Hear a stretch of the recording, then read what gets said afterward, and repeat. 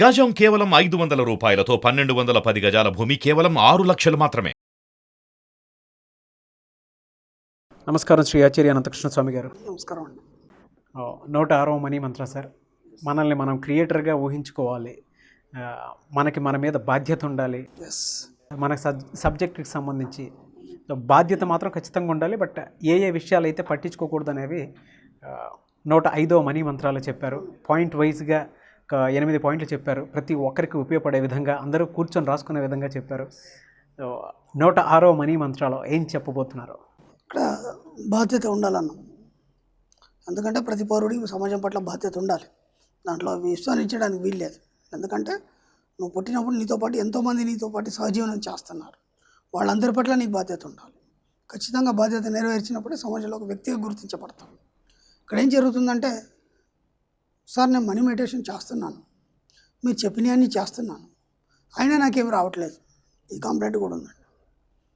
ఈ కంప్లైంట్ కూడా ఉంది. వచ్చిన వాళ్ళు సంపాదించిన వాళ్ళు బాగున్నారు, అలాగే ఇది కూడా ఉంది. ఎందుకంటే మనం రెండు పరిగణనలోకి తీసుకోవాలి.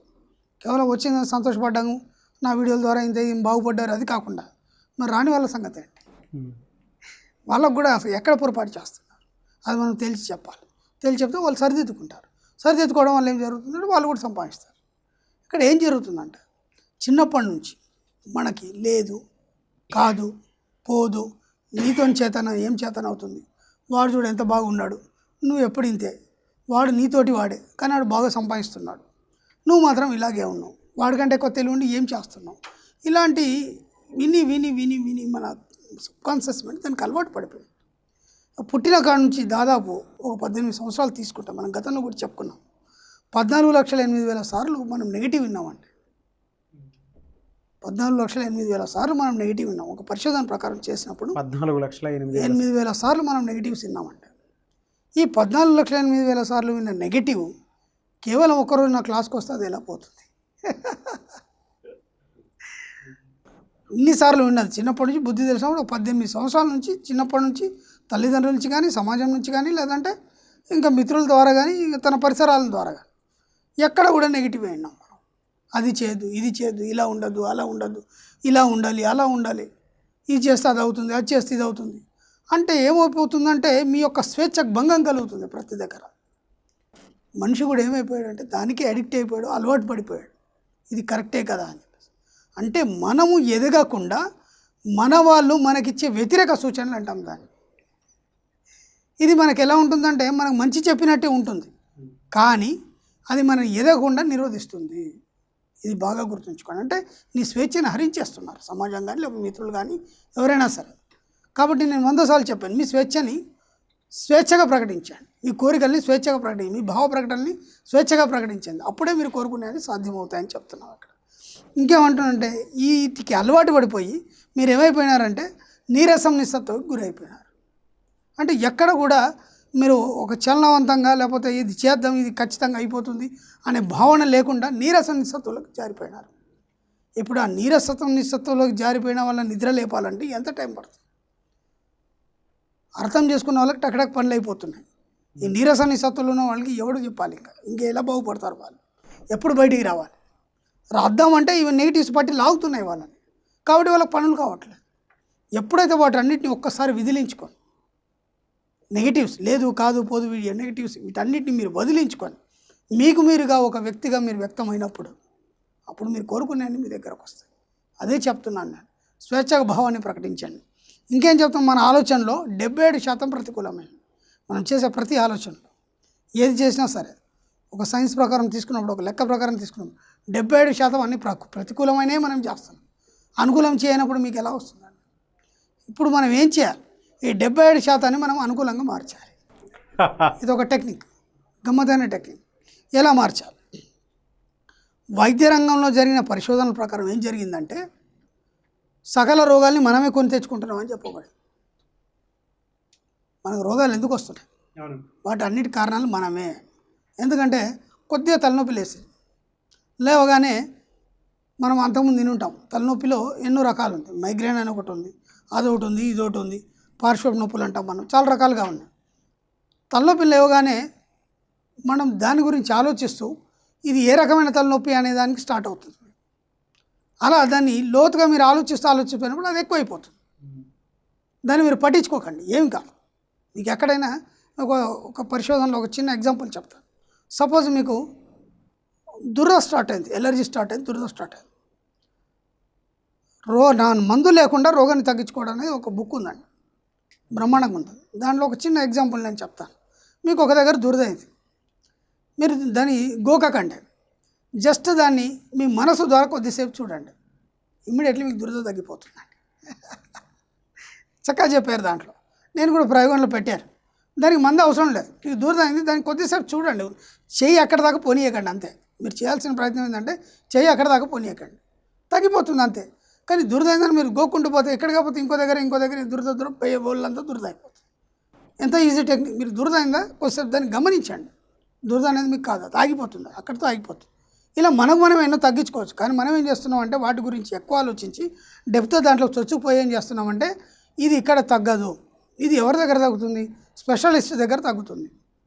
చిన్నగా పోయేదానికి మనము పెద్దగా ఆలోచించేసి ఆ రోగాన్ని ఇంకా పెద్దగా తయారు చేసుకుంటాం. ఇది పరిశోధనలో తేలింది. మనకు దాదాపు మ్యాక్సిమం రోగాలు మన ఆలోచనల ద్వారానే మనకు వస్తున్నాయి. చూడండి ఎంత భయంకరంగా ఉంది అది. కాబట్టి మీ ఆలోచనలు అన్నీ ఏం చేయాలంటే ఇక్కడ నుంచి వీటన్నిటిని ఎలా మార్చుకోవాలి. సపోజ్ ఒక లేదు కాదు లేకపోతే ఒక నెగిటివ్ ఆలోచన వచ్చింది, ఇమ్మీడియట్లీ దానికి వ్యతిరేకంగా ఆలోచించండి. ఎంత ఈజీ టెక్నిక్ అండి. ప్రత్యక్షణం ఏ ఆలోచన అన్నారండి మీరు ఏం చేస్తారు, దానికి వ్యతిరేకంగా ఆలోచించండి. అప్పుడు మనకి ఇవన్నీ నెగిటివ్సే కదా, నెగిటివ్స్కి మనం పాజిటివ్ అంటే దీనికి వ్యతిరేకంగానే పాజిటివ్ ఆలోచిస్తాం. అలా ప్రత్యక్షణం ఏం చేస్తారంటే మీకు ఏ ఆలోచనలు అన్నారు అండి నెగిటివ్, ఇమీడియట్లీ దాన్ని పాజిటివ్గా ఆలోచించండి, ఇమీడియట్లీ పాజిటివ్ దాంతో ఏమైపోతుంటే రాను ఈ నెగిటివ్స్ అన్ని అణగారిపోయి అప్పుడు మెల్లిగా మీకు పాజిటివ్ వైపు మీ యొక్క దారి అనేది పడుతుంది. దాని ద్వారా ఏమవుతుందంటే మీ జీవితం అంతా అద్భుతంగా మారిపోవడం కానీ పాజిటివ్మయం అయిపోయి మీరు డబ్బు సంపద ఐశ్వర్యంతో తులతూగే అవకాశాలు ఉంటాయి. కాబట్టి ఏ ఆలోచన వచ్చినా సరే లేదు కాదు ఇలాంటి పిచ్చి ఆలోచనలు వచ్చినా సరే వాటన్నిటికీ మీరు ఇక్కడ నుంచి ఏం చేస్తారంటే వ్యతిరేకంగా ఆలోచించడం మొదలుపెట్టండి.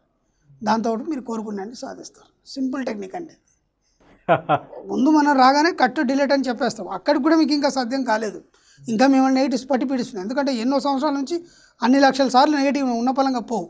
కాబట్టి మీరు ఇమ్మీడియట్లీ ఏ ఆలోచన వచ్చినా సరే కట్ నెగిటివ్ చెప్పేసి కట్ డిలీట్ చెప్పేసి తర్వాత దానికి వ్యతిరేకంగా ఆలోచించడం మొదలు పెట్టండి. ఇక నుంచి మీ జీవితం అంతా పాజిటివ్గా మారిపోతుంది.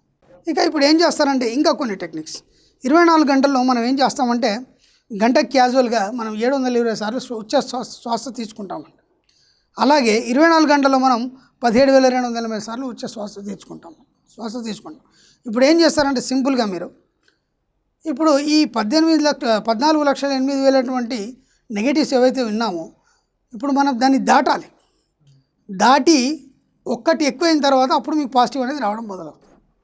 మరి ఇప్పుడు మీకు క్యాల్కులేషన్ ఎలా తెలియాలి, ఇప్పుడు అది ఆ సంఖ్య దాటిందా లేదా క్యాల్కులేషన్ ఎలా తెలియాలి.